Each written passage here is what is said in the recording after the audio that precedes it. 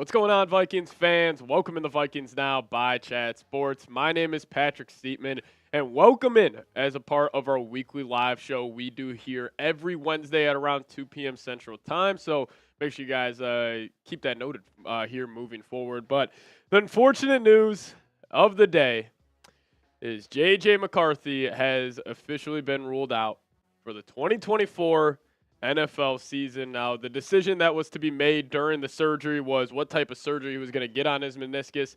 There was an option where it would only be a 4 to 8 week recovery, but they went with the full repair. So it's going to be a 4 to 6 month recovery for J.J. McCarthy. And I'll say this, I think the Vikings are one of the most cursed franchises in all of sports, frankly, right now, and specifically Minnesota sports, the most cursed sport state, I think, in the entire country right now. But let's show J.J. McCarthy some love. Type those 9s down below as we can just use this as a little, vent session and just a therapy session for us Vikings fans. Jeff Bartlett, welcome in, Jeff, saying yikes. June Sims, typing 9. Shout out to you. Blake Weary, typing 9. Caleb Hammer in the chat. Blaze OG, saying he's going to be back better than ever. Skull 9. Carl Jean saying, Seeps, I'm here to support you, little bro. Mad love, kid. Carl, I appreciate you. Hey, Vikings are still going to roll in week 1 against the New York Giants and get a victory. I'm still very confident about that. But Bo Jones saying, well, shit. I'm with you, Bo. It is a definite well shit moment here for us Vikings fans. United Mexican States in the chat saying, I'm here. Skull. Crazy Edit saying, work cursed. I swear the Vikings are so cursed as a Vikings fan. I think this is stupid. Yeah, I'm with you. I mean, this is just, injuries are stupid. I hate it. Like, losing a potential starting quarterback before the second preseason game is one of the worst things that could happen to any fan base because it just kills all optimism. It just kills all the hype. But, hey, we still got Sam Darnold.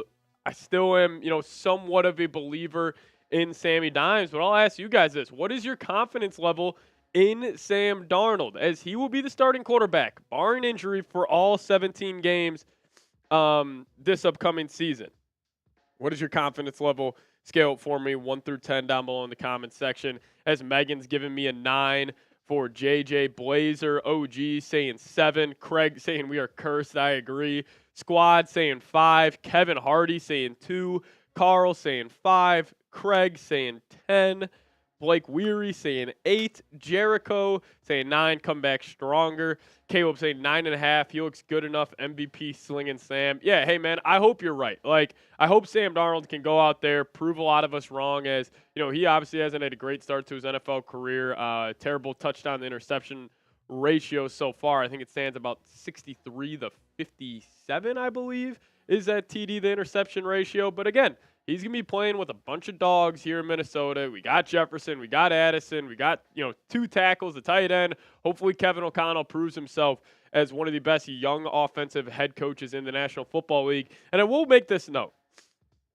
If the Vikings somehow sneak into the playoffs, Kevin O'Connell will win Coach of the Year. There is no doubt in my mind. Like, if he could somehow pull this roster to, let's just say, 10-7, and they get the final wild card spot in the NFC playoffs, like, Kevin O'Connell will be on a short list of coaches who will win that Coach of the Year award. But yeah, Phil saying, "What's with the hair? It's different now. My hair's looking different. I haven't switched up my hair in a while."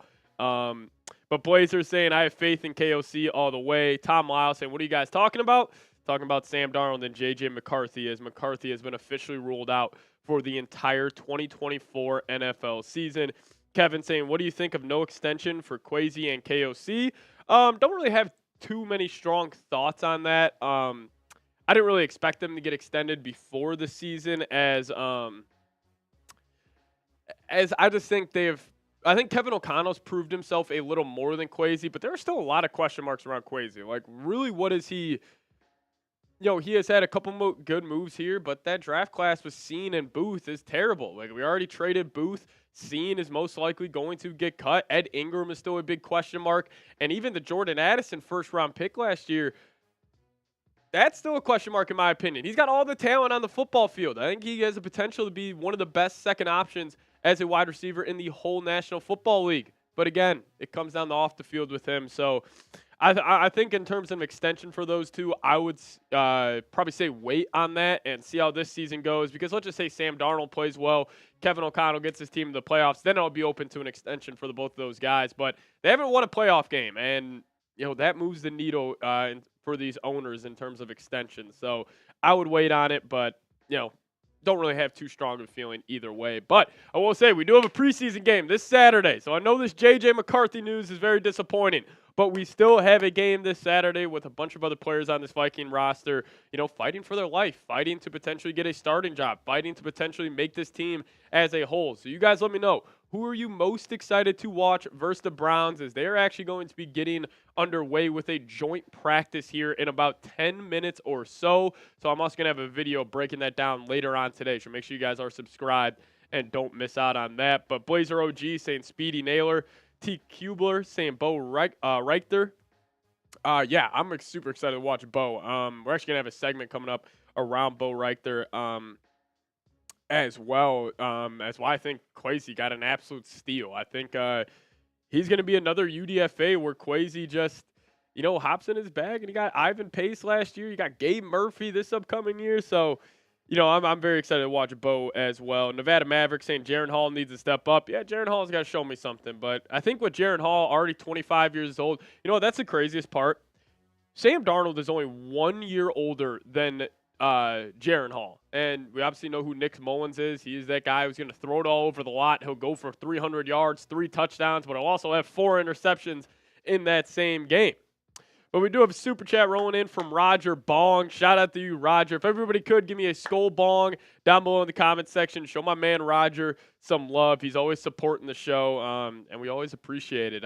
Me and Roger are actually chopping it up about the quarterback battle before, obviously, the J.J. McCarthy injury news broke. And Roger is all in on my man Sam Darnold. And, I'm starting to get all in as well. I mean, you kind of have to at this point. But Roger said, for me, it has always been about next year and beyond, but this sucks. Yeah, I agree. Like, more likely than not, JJ was not going to start week 1. And, if Sam Darnold somehow got a victory week 1 and maybe the Vikes start 3-3, you're probably riding with him for the whole year. But I do want to tell you guys, the Vikings opening schedule, Roger, specifically this, is absolutely brutal. I don't know if you guys have looked at it too in depth yet if you are watching today's show, but you start off in New York versus the Giants. That's a coin flip game.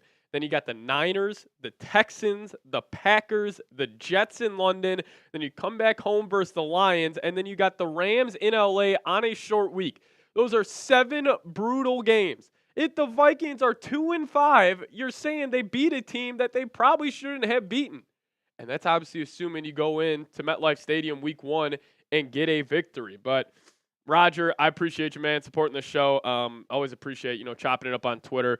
Yeah, and I really do want to give a huge shout out to you, man. So thank you so much. But coming up on today's show, we are only going to have a 2-segment live show today, and then I'm going to have another video going out after today's live talking about the joint practice versus the Cleveland Browns. But I do want to dive into 2 UDFAs who have been absolutely showing out and playing some of their best football here for the Vikings. Bo Richter and Gabe Murphy, as we're calling him the Richter scale here.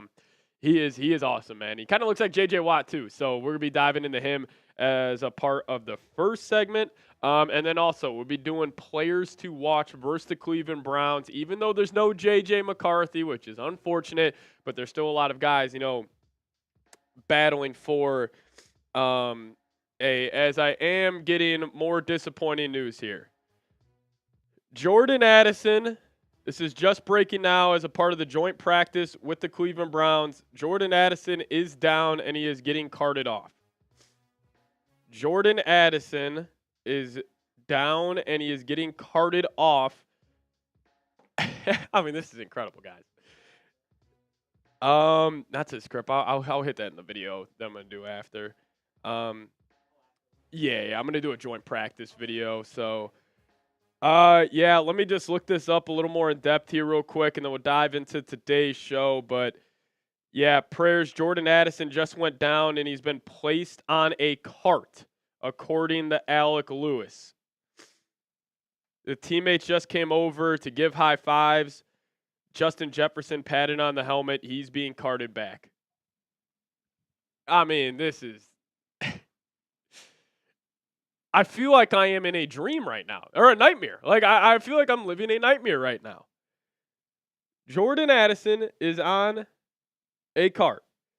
Alec Lewis said wide receiver Jordan Addison just went down. Leapt for a contested ball. He's hobbling off with the trainers. You got to be kidding me. But William Sprague did come in with a $5 super chat. We'll show that, then we'll get into today's segs. But shout out to William. If everybody could give me a skull William down below. But, yeah, Jordan Addison getting carted off right now during the joint practice with the Cleveland Browns. Blazer OG saying, yeah, I feel like I'm living a nightmare right now. This can't be real. This can't be real. But William, I appreciate you. As he says, I will be the starting QB for the Vikings. Yeah, I mean, if Sam Darnold gets hurt, somebody's going to have to be. So I appreciate you. And then William also came in with a $2 super chat saying, so funny with Addison. Yeah, I mean, it's obviously not funny that he got hurt, but it is funny the injury luck that this Vikings team is having. I mean, this is incredible.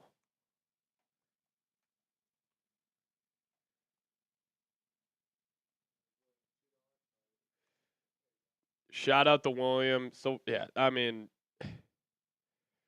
this is insane. Yeah, wait for the report on Addison. We're not going to overreact to this just yet, but he is being carted off. He leapt for a contested ball, and then he was seen hobbling off with the help of trainers, and then he went to the cart. So if we get any more news on that, I will hit that in a video. But I'm going to be posting another video later on today just talking about the biggest takeaways from joint practice. And it turns out Jordan Addison getting hurt might be the biggest news from that. But I do want to dive into Kwesi Adofo-Mensah, and if he did it again with a couple of UDFAs on this Vikings team that have really been, turning heads so far during the preseason and during training camp. Let's just dive right into it.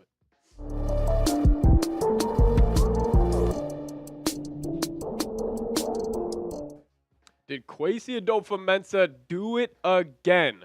What's going on, everybody? Welcome in the Vikings Now by Chat Sports. My name is Patrick Siepman, and coming up on today's show, I'm going to be talking about some highway robbery that Kwesi pulled off this offseason, specifically in the UDFA class. And we'll talk about that here in a second. But first off, guys, we're actually closing in on 27,500 subscribers. So if you guys are not subscribed just yet, please help us out. We just need 68 of you guys to hit that milestone. My goal was to hit 28,000 subs for Adrian Peterson before week 1. So if we could just get to the milestone right before that, that would be awesome. So hit that subscribe button, help me out, and, hey, us Vikings fans need to rally together, especially during times like this right now. But let's talk about the highway robbery that Kwesi just got away with. And, we're going to be talking about these three players. We're going to talk about Bo Richter, edge rusher out of Army, as he has been lighting up during the first preseason game and also looked good in training camp. And also Gabe Murphy, UDFA edge rusher, started off his collegiate career at North Texas. Then he did transfer to UCLA, so we'll be diving into him. Then how about Tristan Jackson? He's been with the Vikings for a couple years, but after his preseason performance against the Raiders and plus what he's been doing at training camp, I almost think he's a lock to make the 53-man roster here for Minnesota. But let's start off with Bo Richter here. 6'1", 250 pounds out of Air Force, not Army. I apologize for that. But he dominated against the Las Vegas Raiders. And in only 20 snaps on defense, he accumulated 6 tackles, 1 sack, 2 pressures, and this was all just with 20 reps this past Saturday. Now, he is a guy, he's a very physical football player. He plays with a ton of confidence, plays with a ton of swagger when he's out there on the football field. And when I saw him out there this Saturday, you can't tell me he kind of looks like a poor man's J.J. Watt with that massive armband he's got on his left arm right there, rocking the number 98, but he looks the part out there on the football field. And also the thing I love about him the most, after every single play he made, whether it was a sack or a good run stuff, he would get up, giving a let's go to the Vikings fans. He gives this contagious energy when he's out there on the football field. And I'm not saying he could be the next J.J. Watt, but he does kind of look at him. But I do want to get you guys this quote from Nick Undlin. He's a beat reporter with the Minnesota Vikings, and he does a great job. And he had this to say about Richter. He said, he was relentless in pursuit, explosive off the line, and played with power and speed. He's built like a brick house and has a type of body that is very reminiscent of Vikings great Brian Robinson. It's worth noting that he was playing against third and fourth stringers, but that's what he is, and he dominated the competition. And I love the edge that Bo plays with. Like, he plays like a UDFA, and I think if you are an UDFA or a 6th or 7th round draft pick, you got to play with that sense of swagger. You got to play with that sense of confidence, and Bo has that. And I actually love the comparison to Brian Robinson that Nick made. I can see it. You know, a combination of power and speed. Richter's got it all. And if you add him to a already, in my opinion, loaded edge group for the Minnesota Vikings, we could be talking about this group as one of the better ones in the NFL. Like, you got Grenard, a prototypical, true, first option at the edge department, but then you got the most versatile edge in the National Football League, Andrew Van Ginkel, as he is actually starting to be a full participant at practice as of lately, which is great news. But then you mix in guys like Dallas Turner, Gabe Murphy, who we'll talk about here in a second, Patrick Jones.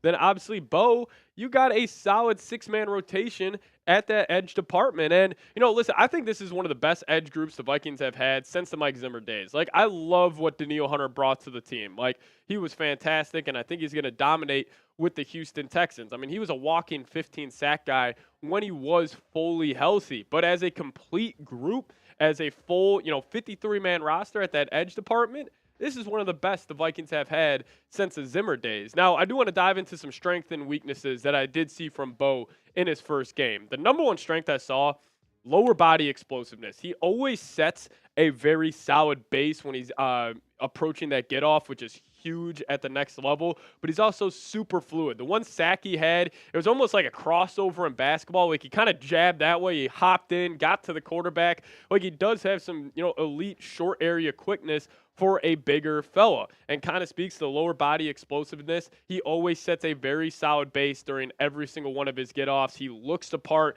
I see it with Bo, but he's definitely got some weaknesses, and this was the biggest reason why he wasn't drafted. Lack of length. He doesn't have, like, dinosaur arms where he's got a super short wingspan, but he definitely has a shorter wingspan compared to other elite defensive tackles in the league. And, his upper body does get tight. He's not the most fluid in terms of like making swim moves and the whole nine. But the one negative I will say, and this is dating back to his collegiate career, is he has been neutralized by big offensive linemen in the past. When it's big bodies, they're able to get to his their hands on him, and they can almost match his strength. That is where he has struggled in past years. But, hey, he dominated the Raiders' third and fourth stringers.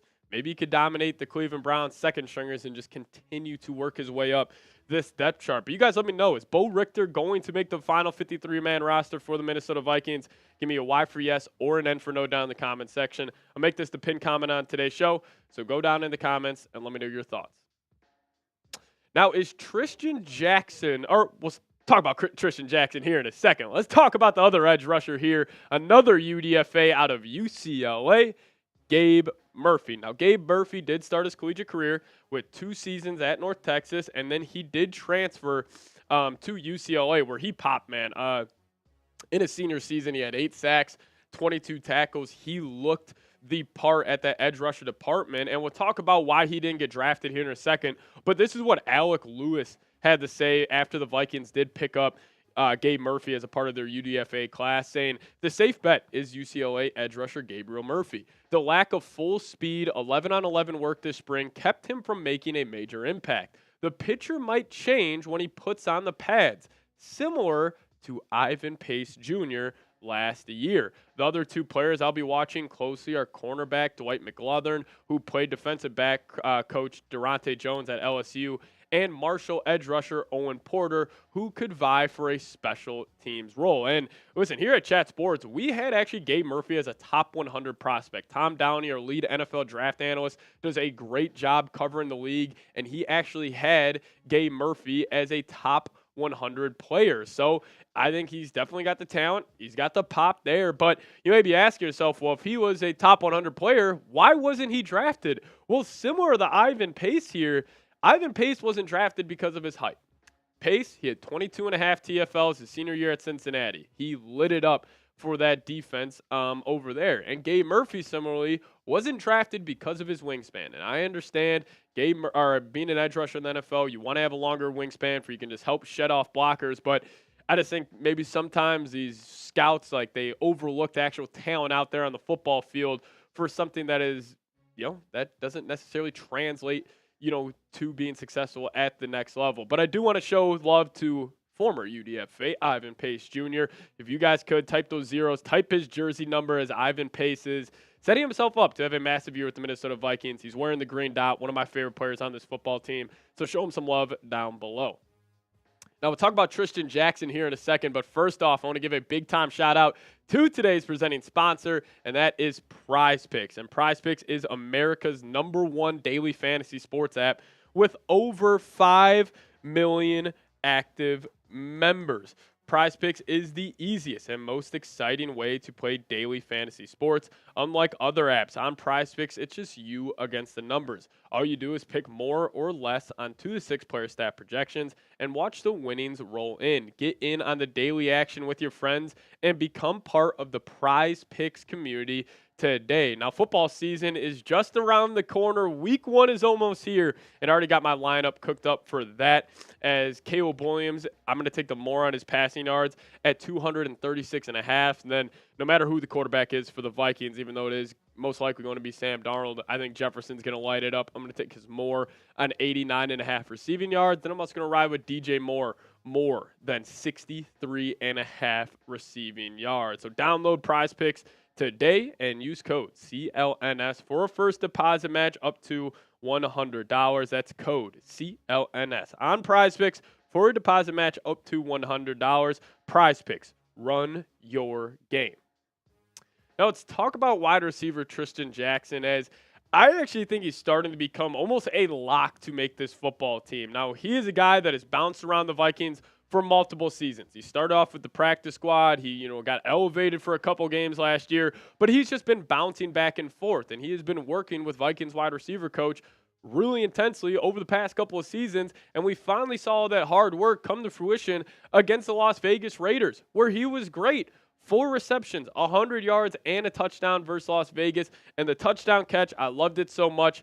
It was just a streak route for Tristan Jackson, but he got the DB in his blind spot, and then he just kind of almost, like I was saying with Bo, he kind of almost did a basketball crossover, just got behind him, and then, J.J. McCarthy put it right in the breadbasket, perfect throw, and then Tristan took it to the house. But, other plays he had on that one J.J. McCarthy play action, he was running a crossing route over the to the left side of the field. JJ put it right in the bucket, strong hands, and he doesn't let the ball get close to his chest, which is obviously key as a receiver. He goes and meets it. He high points the football. He's got really strong hands, and for the man out of Syracuse, he could be making the roster this upcoming year. But let's talk about what Nick had to say around Tristan Jackson as well, saying he exploded against the Raiders with 4 receptions for 100 yards and a touchdown. He ran beautiful routes and used his speed to get behind the defender on that glorious J.J. McCarthy bomb. Jackson put his name back on the map in a huge way with his huge game and is now the front runner to land the final spot on the Vikings wide receiver depth chart. And listen, Tristan Jackson has earned this. Just calling a spade here. Like, I would almost rather lean a guy like Tristan Jackson to making this team in comparison to like a UDFA or even a guy like Brandon Powell, just because he's been there with this organization. He knows the offense. He's been working with the Vikings receiving coach for the last couple of years. They have a good relationship, and I think he's got a really good chance to make this team because I think Jalen Naylor has cemented himself as the favorite for the wide receiver 3 spot, but I think they're going to keep 5 receivers, and I think they're going to lean Tristan Jackson as that 4 spot, and I could even see a guy like Jawan James, Trent Sherfield making it over Brandon Powell. And this is a shocker, as if you guys watch the show early on this offseason, I had Brandon Powell listed as a wide receiver 3. I actually expect Powell to be cut now. He had a couple bad drops in training camp, but I don't want to, harp on him too much for that. But he just really hasn't proven himself this offseason. And, he stepped in and he was great in spot starts last year for the Vikings. But with, homegrown talent continuously developing, I could see him be on the outside looking in when this 53-man gets released in August. But, hey, if you guys made it to the end of today's show, give me a skull down below in the comment section. Or if you guys just want to, maybe show some more support to J.J. McCarthy, you guys could type a 9 as well. But I want to see where all the real ones are at that watch this entire video.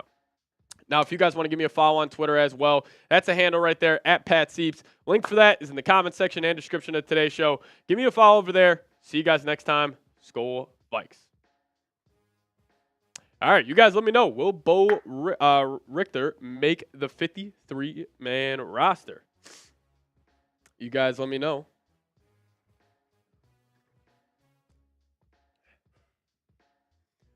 Yeah, Robinson. Yeah, not Robinson. Yeah, my bad if I was pronouncing that with the N in there. Shout out to Roger Bond, keeping me on my toes. But you guys let me know. Yeah, Jordan Addison is down. He got carted off. This offseason has completely turned on its head. Like, the optimism I had about this group about a month ago, and then Kyrie Jackson passed away. Jordan Addison had a DUI. J.J. McCarthy tears his meniscus, out for the year. And now Jordan Addison is on a cart. Come on, fellas. I mean, this is just ridiculous. This is just ridiculous. Yeah, Addison is down. Let me just look if I got any more updates for you guys, but he did go down at practice. Yeah, he just went down, leapt for a contested ball. He's hobbling off with the help of trainers. His teammates came over to him, gave him high fives. Jefferson patted him on the helmet, and he's getting carted back right now. But we do have Jeff Bartlett coming in with a $10 super chat. Shout out to Jeff. Everybody could give me a skull, Jeff, down below. Roger, that's actually a great point. Jeff, I'll talk about this here in a second. I think this kills our chances on getting Gilmore. I don't know if it kills it, but if you're Stephon Gilmore and his agent and you want to play competitive football in the winter months, I don't know if the Vikings are your best choice. Like, I thought Gilmore was a lock to sign, but now after what has happened over the past couple of days, like, I think that matters. But Jeff saying the events that have led to the Vikings curse happened in the before time, 1934, with the general belief of losing the Ed Thorpe Trophy in 1969. I will say I am a 24-year-old Vikings fan. I can't imagine for all the Vikings fans that are like 40-plus years old, where you had to deal with, what was the kicker's name? Gary Anderson. I think that's his name. Gary Anderson, when he missed that kick versus the Arizona Cardinals, the Dante Culpepper, Randy Moss, 15-1 team. They didn't make the Super Bowl. And I think about it when I was only 10 years old or 9 years old at the time, the 2009 NFC Championship game, Favre across his body throws an interception. And then he even gets to the Blair Walsh fiasco or the Eagles' 38-7 victory. Like, it has been a rough time to be a Vikings fan over the past couple of years. But you know what we do? We carry on. We keep our heads high, and we just try to make this the most fun it can be. But Blazer OG saying, my grandpa's a lifetime Vikings fan. He lived that nightmare, and now I live this one. Yep. Kevin saying, stop reminding us of these moments. Still hurt. Kevin, I'm sorry. I just couldn't even imagine being a older Vikings fan and having to go through this whole debacle of rooting for this franchise. You know who I blame for this? I actually blame my dad for becoming a Minnesota Vikings fan and me following in his footsteps. You couldn't have chose any other team, like the Chiefs or literally any other team besides the Vikes, and it's just been a wild offseason. I mean, honestly, I'm just starting to laugh at it. Like, it is comical at this point, but yeah. Yeah, it's a new one. Yeah, I saw that when I came in. Yeah, good looks on that. Yeah, Dale saying it will not get any better for Vikings fans. Dale, we got to have some optimism, man. We got to somehow. Yeah, we can always be pessimistic or we could be optimistic. Hey, we still got Justin Jefferson, Christian Darrisaw, Brian Flores, and that defense, and Aaron Jones. Shout out to Tex, and then also Sam Darnold. What if he turns into Geno Smith or Baker Mayfield? Tough times, but we will have a video coming out later today talking about frickin' Jordan Addison injury news, and then also joint practice versus the Cleveland Browns as it's going on right now. As Blazer OG saying, Naylor is wide receiver 2, in my opinion. He might have to be because Addison's probably going to get suspended, and if this injury is serious, somebody's going to have to step up in that group still guys like Hunter Renfrow, Michael Thomas out there on the market. Nevada saying call up Tom Brady. Maybe Nevada. I don't hate it. Even though he's fully committed to his time in the booth at Fox Sports. But hey, Tom, if you're watching this for some reason, come to Minnesota, throw the ball to Justin Jefferson. It would be a ton of fun. I promise you that. But we are going to be diving into my top players to watch against the Cleveland Browns as a little preview right now. What's up, everybody? Welcome to the Vikings Now by Chat Sports. My name is Patrick Siepman, and coming up on today's show, I wanted to go over my top 5 players to watch in the preseason Week 2 matchup versus the Cleveland Browns that will be getting underway this Saturday, August 17th in Cleveland, Ohio. The Browns are actually a 3.5-point favorite in this game, and the over-under is set at 37.5. But I do want to get some very positive news for you guys that we've gotten right before this game. Andrew Van Ginkel has been a full participant at practice over the past couple of weeks, so that is great news for Van Ginkel. He suffered that injury in the last game of the season for the Miami Dolphins, didn't play in their playoff game, and he has been slowly rehabbing back from that injury, but he's been a full participant. He looks good. He also had a pick 6 against Sam Darnold during the night practice on Monday, so I can't wait to see him back out there on the football field. As you know, I talk about scheme fit with Brian Flores all the time here on the channel.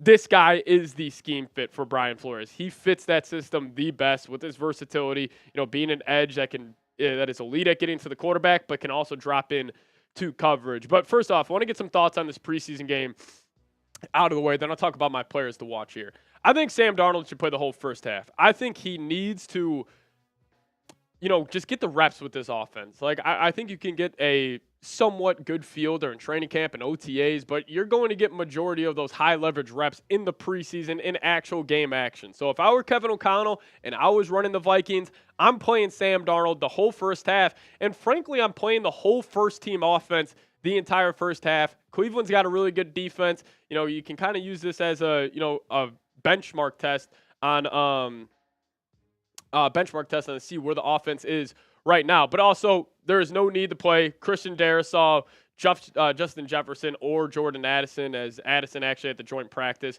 was carted off. So probably he's not going to play, no doubt about it. But there's no need to see Jefferson or Darrisaw out there. But I would run the entire first-team offense with Sam Darnold. He needs to get those reps as, after the J.J. McCarthy injury news, him being ruled out for the season, he is going to be QB1 for the full 17-game slate. But don't jinx this for us. If you guys want the Vikings to stay healthy this entire season, hit that thumbs up icon. As I actually did this similar call before the J.J. McCarthy injury news did break, and I'm not going to blame you guys, but maybe you guys didn't like the video. But hey, don't jinx it. Get the good vibes going. Hit that thumbs up icon if you want the Vikes to stay healthy this entire year.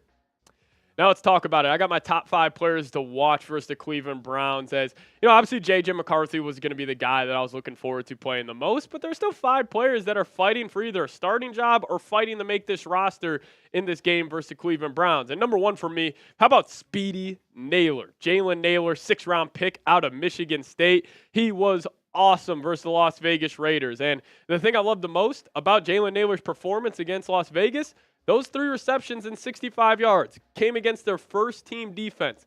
The Raiders are going to have one of the better defenses in the entire National Football League this season, and Naylor lit them up with 3 receptions for 45 yards. And honestly, I think Naylor is the favorite right now to win that wide receiver 3 job. I don't think a guy like Tristan Jackson or Brandon Powell is going to be able to compete with him, as Naylor truly has. I'm not calling it top-end talent, as he wasn't a first- or second-round pick, but he has that pop, he has that juice, where if he stays healthy, his game can translate really, really well into Kevin O'Connell's offense. And also this, with Jordan Addison most likely to be suspended for 3 games, or, obviously his injury news that just broke at Cleveland Browns joint practice this past week with him getting carted off, the Vikings are going to need multiple wide receivers to step up. Because if you look at this room, I want everybody to imagine right here, if you just took Jordan Addison out of this depth chart, and you just had Justin Jefferson, Jalen Naylor, Trent Sherfield, Lucky Jackson, Tristan Jackson, Thayer Thomas, Juwan James.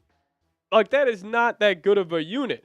Jefferson, obviously best non-quarterback in the National Football League, in my opinion, but you're going to miss time with Addison not being in the lineup. Somebody else besides Naylor is going to need to step up, and I'm looking at guys like Tristan Jackson and Trent Sherfield. But let's talk about a UDFA here from last offseason. Andre Carter II, edge rusher out of Army. Now, he didn't get really any reps this past season. As you know, his total stats from 2023 were just 2 tackles. But he was one of the most highly touted UDFAs coming out last year. I was actually talking about him and Ivan Pace as the 2 guys that I could really see, making this 53-man team. But I'll tell you what, Grant Gordon of NFL Network wrote up this sweet article about him saying Carter was seen as a potential top 50 prospect at one point. But the 6'6.5", 256-pounder struggled at the NFL scouting combine, in particular posting just 11 reps on the bench press and then posted a 4.91 40-yard dash. So he's got the size, he's got the athleticism, but the thing is with Carter, he is still a project. Like, this is a guy who you're hoping maybe next season he's taking that leap and he is a true rotational piece for this edge department. But as it stands right now, probably not going to make the final 53-man this year, but let's just say he goes out there against the Cleveland Browns today and he absolutely pops. I could see him somehow sneaking in. But I'll tell you what, a guy who is most likely not going to make the team, Lewis Cine. Now, I do feel bad for Cine, as the injury bug has definitely been the biggest reason why he hasn't been able to stay on the football field. But also just the Vikings safety room is stacked. Like, you already got the 3-headed monster of Metellus, Bynum, and Smith. Like, he's not cracking the rotation over any of those guys. So is this the end of Cine? Well, I think this is do or die. I think these last 2 preseason games versus the Browns and the Eagles are literally him playing for his life on the Minnesota Vikings. Because if they cut him, another team will pick him up in a heartbeat, as he was a first-round pick for a reason, a big part of that Georgia Bulldog defense that was so successful. But I just don't see a way he makes this team. They're going to lean guys like Theo Jackson over him, and even a guy like Najee Thompson with his special teams value. He's making the team over Cine as it stands right now. But you guys let me know, will Lewis Cine make the final 53-man roster? Give me a Y for yes or an N for no down below in the comment section. I will be typing my N for no's, but if you guys disagree with me, let me know your thoughts in the comments section.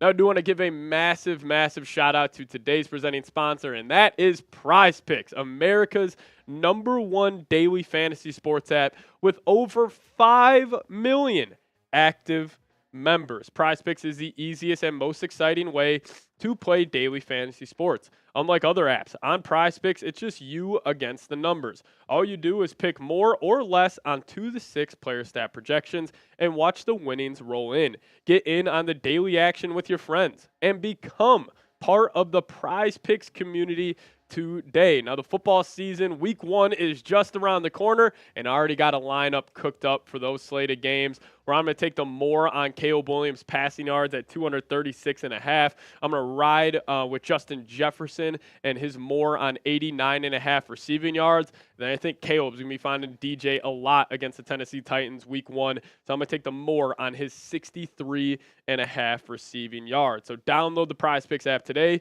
and use code CLNS for a first deposit match up to $100. That's code CLNS on PrizePicks for a deposit match up to $100.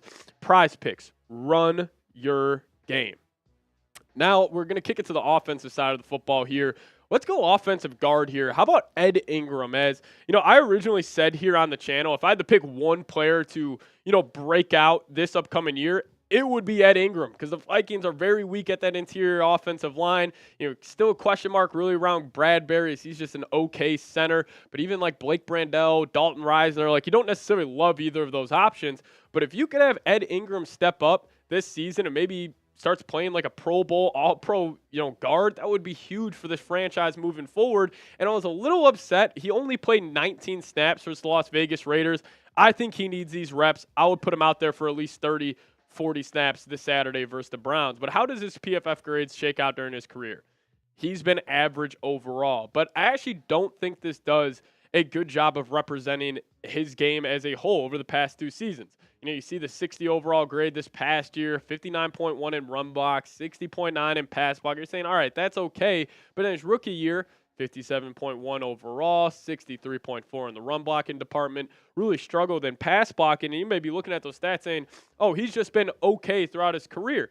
No, that's not the case. He has been one of the most inconsistent football players on this Vikings team. I swear, it would be week to week with him where I'd be coming out of the studio saying, man, the Vikings got their franchise offensive guard. Let's go Ed Ingram. And then the next week I'll be saying they need to cut this guy. I can't believe he is even on an NFL roster. So there's just too many hills and valleys with his games. He needs to be more consistent. And I think getting reps in the preseason is obviously a great way to kind of mask some of those inconsistencies. But let's talk about a wide receiver, another UDFA here, Jeshaun Jones. Now, Jeshaun Jones, Vikings have been raving about him throughout training camp so far. Didn't really see him pop too much in the first preseason game, but this was a key note about the UDFA. The Vikings gave him $225,000 fully guaranteed up front to sign with the Vikings. If you guys don't know, the signing bonuses, they get paid out within 14 days of when they do sign them. And clearly the Vikings have faith in Jones being a big piece of this franchise moving forward. But this is what Tyler Forness, beat reporter for Minnesota, had to say about him, saying Jones looked to be taking a major step forward in his career at Maryland after his strong freshman season.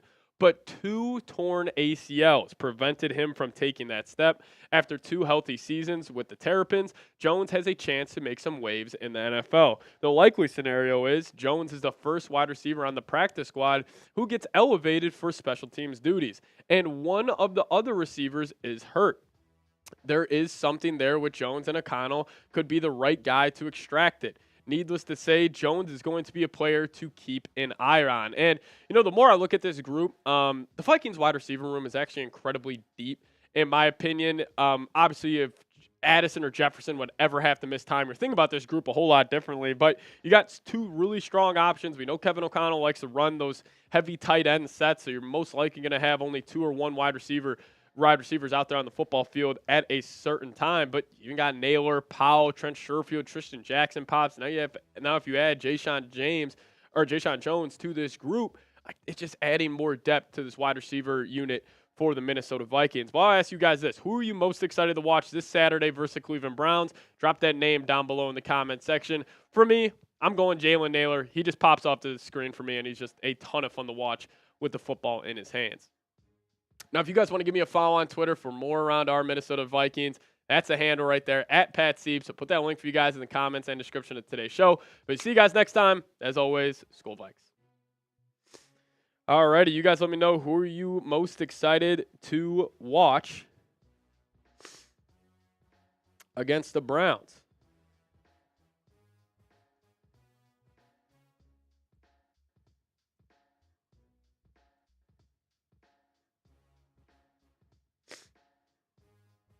Alrighty, let me know. Blazer OG's going Speedy, Naylor, and Turner. Yeah, Dallas Turner. I should have probably mentioned him. Roger saying bring 19 back. Don't hate it. Don't hate it.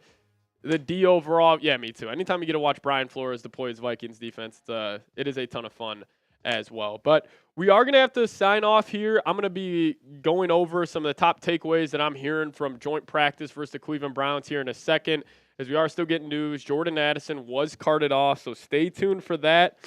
And Thayer Thomas. Thayer Thomas just got hurt as well. One Cleveland player just yelled at Vikings offense, "Y'all can't catch a cold, man." All right, well, it looks like it's getting shippy there in Cleveland. So I'm going to have a video coming out for you guys once this practice wraps up. But thank you guys so much for watching today's live show. See you guys next time. Skol Vikes.